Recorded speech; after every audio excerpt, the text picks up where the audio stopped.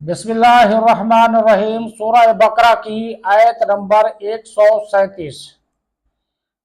فَإِنْ آمَنُوا بِمِثْلِ مَا آمَنْتُمْ بِهِ فَقَدِ اهْتَدَوْا وَإِنْ تَوَلَّوْا فَإِنَّمَا هُمْ فِي شِقَاقٍ فَسَيَكْفِيكَهُمُ اللَّهُ وَهُوَ السَّمِيعُ الْعَلِيمُ۔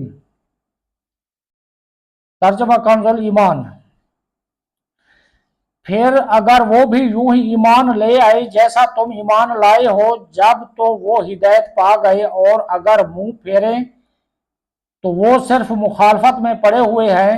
تو اے حبیب، ان قریب اللہ ان کی طرف سے تمہیں کافی ہوگا، اور وہی سننے والا اور جاننے والا ہے۔ بے مثل ما امنتم بے، تمہارے ایمان کی طرح۔ یہودیوں کو صحابہ کرام رضی اللہ تعالی عنہم کی طرح ایمان لانے کا فرمایا۔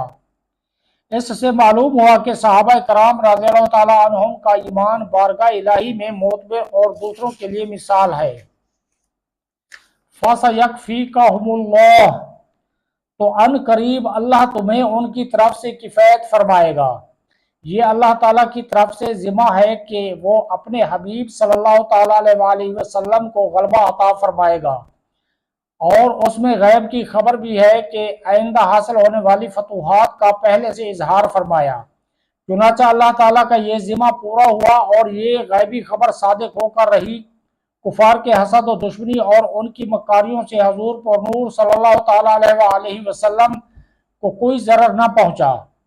حضور اکرم صلی اللہ تعالیٰ علیہ وآلہ وسلم کو فتح نصیب ہوئی۔